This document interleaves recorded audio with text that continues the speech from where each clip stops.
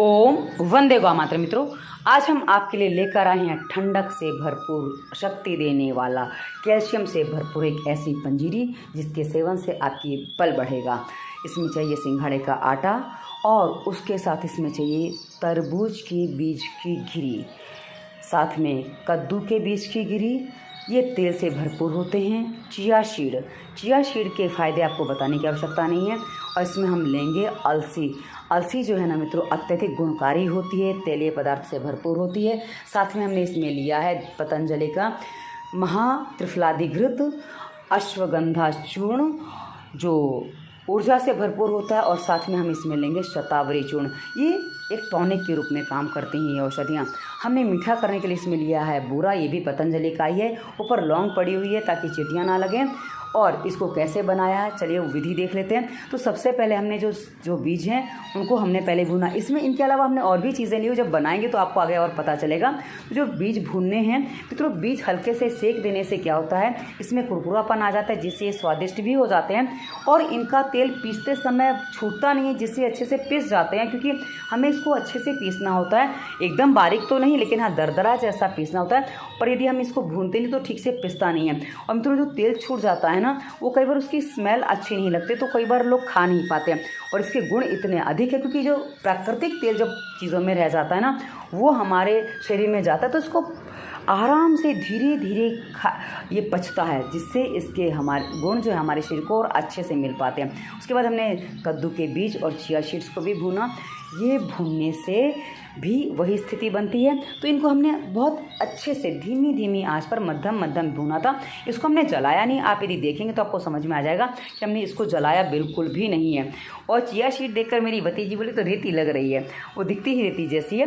पर मित्रों, ये चिया सीड अलग है और हम सब्जा बोलते हैं वो अलग है, दोनों में भेद है। मैं आपको किसी दिन दोनों को ही दिखाऊंगी ताकि आपको स्पष्ट हो सके। उसके बाद मैंने भून के सारे एक जगह निकाल लिए। और उसके बाद इसमें हमने डाला, दूसरी कढ़ाई ली, मखाने करीब 250 ग्राम लिए। ये सारे जो बीज लिए ना करीब समान मात्रा में, ये मान लीजिए करीब सारे बीज, कद्दू के बीज थोड़े ज़्यादा थे तो मैंने उसको 350 ग्राम लिया। बाकी सारे बीज 250 ग्राम थे। और मखाने 250 ग्राम है। और बूरा स्वादानुसार है। और घी जो है महात्रिफलादिघृत जो कढ़ाई में डाली 200 ग्राम है। उसके अलावा और भी घी लिया गया, आवश्यकता अनुसार घी डाला गया। और सिंघाड़े का आटा 300 ग्राम लिया गया। तो करीब ये मान लीजिए ना, आप ये मत देखिए कि भी कितनी मात्रा आप आगे पीछे होगी चलेगा, पर आपको बनाना है। क्योंकि ये जो हम जो चीज़ें इसमें बना रहे हैं, क्योंकि मखाना भी ठंडा होता है, पानी में उगता है, मखाना ठंडा होता है। इसमें आप देखिए जो जितनी भी चीज़ें हैं ना, ये सारी की सारी ठंडक देने वाली होती हैं। और मेरे जैसी प्रकृति के लिए चीज़ें बहुत अच्छी हैं। और जो मित्रों, सर्दियाँ जो आरंभ हो गई ना, गुलाबी जो ठंडा आरंभ हो गई है ना, आप देखो सूरज थोड़ा मंदा हो जाता है। शरद ऋतु में जो सूर्य एकदम तेज पे होता है ना, और धीरे धीरे मंदा पड़ने लगे हैं, जिसके कारण से उसकी ऊर्जा थोड़ी शांत हो गई है। और अब हमारी पाचन शक्ति भी धीरे धीरे, मतलब पाचन हमारा धीरे धीरे होता है और ये चीज़ें भी धीरे धीरे पचती हैं। इसलिए अब ऐसी चीज़ों का, ड्राई फ्रूट वाली चीज़ों का या तेल वाले बीजों को खाने का समय आ चुका है। इसलिए और ये जो सीज़न है, अब हमारी शक्तियों को बढ़ाने का सीज़न आ गया। तो ये सारी चीज़ों को मैंने पीस कर पेस्ट बना लिया। और उसके बाद इसमें डाला शतावरी चूर्ण और अश्वगंधा चूर्ण, जो मैंने आपको पहले दिखाया था। उसके साथ इसमें डाला ये क्या कहते हैं, बूरा। और उसके बाद मुझे इसको सबको मिला लिया।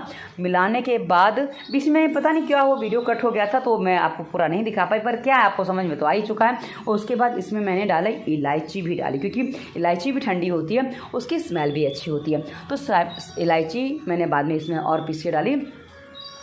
मित्रों, ये जो है ना, यदि इसको आप दूध के साथ सेवन करते हैं ना, इसके लाभ आप जब खाएंगे तब आपको पता चलेगा। और इसको बनाने में बहुत हार्डमारी नहीं लगती है। पर हाँ, मेरे हाथ ठीक से काम नहीं करते। मैंने सोचा था इसके लड्डू बनाऊंगी, लड्डू बना देंगी भाभियाँ, तो अच्छे से खाते बना गए। मैं इसमें इलायची डालूँ। इलायची मैंने ऐसे ही पीस ली थी, एक छिली नहीं थी। उसके बाद मैंने उसके छिलके निकाल लिए। और उसके बाद ये सिंघाड़े का आटा जो उसमें भुन रहा था ना, उसको बहुत शांति से भुना गया ताकि वो अच्छे से भुन जाए, कच्चा ना रहे। उसके बाद इसमें मिलाएगा। अब घी कम पड़ा, भाभी को लगा। ये दोनों भाभियाँ मेरी लगी हुई हैं। और क्या है ना कि एक तो गोपाली की मम्मी है जो अभी चल रही है, कढ़ाई में लगी, वो गोपाली की मम्मी है, और दूसरी गोपाली की बड़ी माँ है। तो ये घी और गर्म किया जा रहा है ताकि और अच्छे से पड़ जाए। ये घी और डाला गया, करीब घी इसमें ही मान लीजिए करीब 500-600 ग्राम घी लग गया होगा सब मिला के, क्योंकि मैंने वो बोला ना तोला नहीं गया था, तो इसलिए कितना लगा वो पता नहीं, पर आवश्यकता अनुसार हम चीज़ों का प्रयोग कर लेते हैं। तो उसमें कई बार वजन आगे पीछे भी होता है तो कह नहीं सकते हैं। तो इस प्रकार इनको लड्डू बनाने का प्रयास किया गया कि भाई लड्डू बन जाए, पर आटा नहीं था। गेहूं के आटे से लड्डू बनना सरल होता है और यहाँ ये लड्डू नहीं बन पाए। बहुत प्रयास किया गया कि लड्डू बना लें। भाभी ने अच्छे से प्रयास किए, दोनों ने मिलकर प्रयास किया, क्योंकि मैं तो हाथ है ही नहीं उस योग कि मैं लड्डू बना सकूं। इसे तो मैं लेके गई थी सूरत के भाई ये बना देंगी, पर लड्डू नहीं बने तो कोई बात नहीं। फिर हमने सोचा कि भाई लड्डू बनाने के स्थान पर, क्योंकि मैं तो पहले भी पंजीरी बना चुकी हूँ, मैंने 2 साल पहले भी आपको एक ऐसे पंजीरी बना के दिखाई थी ड्राई फ्रूट्स की, तो वो भी काफ़ी अच्छी थी। और ये फिर डब्बे में भर दिया गया और इसका हमने, ये मेरी बड़ी भाभी हैं और कहते हैं ना कि सब मस्ती से काम करते, उनको पता भी नहीं है, क्योंकि कई बार क्या होता है कपड़े अच्छे नहीं है, ये नहीं है, वो नहीं है, भाभियाँ करती हैं ज़रा। अब इसका हमने सबने थोड़ा टेस्ट किया कि भाई भाभी बोली मीठा बराबर है, नहीं तो तू खा नहीं पाएगी, इससे अच्छा तो पहले टेस्ट कर ले। तो टेस्ट किया, सबको टेस्ट करवाया मैंने, तो हाँ भाई मीठा बराबर लगा, पर उसमें औषधियाँ पड़ने के कारण सबको ऐसा लग रहा है कि ये बस ये तो गुड़िया ही खा सकती है और कोई नहीं खा सकता। इसलिए सारा का सारा मेरे लिए डब्बे में पैक करके दे दिया गया, ताकि उनको तो खाना ही नहीं है। हमारे घर वालों के सब पौष्टिक चीज़ें अच्छी नहीं लगती हैं। तो चलिए इस तरह से ये संपन्न हुआ और उसको सेवन करना है आपको दूध के साथ में। दूध में मीठा डालने की आवश्यकता नहीं है। यदि आप इसको दूध के साथ सेवन करते हैं, रात को इसका सेवन करिए, आपको ये अच्छे से ऊर्जा भी देगा, स्फूर्ति भी देगा, और आप इसको खा के देखिए, आपको पता चलेगा इसके कितने अच्छे गुण हैं। तो वीडियो कैसा लगा विषय बताइएगा, बना के देखिए, पोषण आपको भरपूर मिलेगा, क्योंकि पोषण ही जीवन है। धन्यवाद। वंदे मातरम।